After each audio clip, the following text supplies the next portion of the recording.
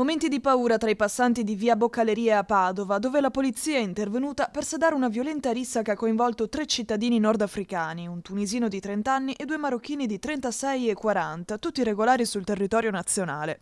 Secondo la ricostruzione degli agenti delle volanti, lo scontro sarebbe nato da una discussione per motivi di gelosia, in seguito ad apprezzamenti rivolti alla compagna del cittadino tunisino, presente con in braccio il figlio di pochi mesi.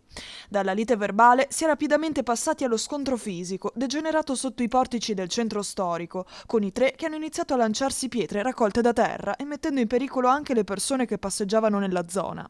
I 3 uomini hanno riportato ferite al capo e alle mani e sono stati soccorsi dal personale sanitario. Condotti in questura, sono stati denunciati all'autorità giudiziaria per rissa aggravata.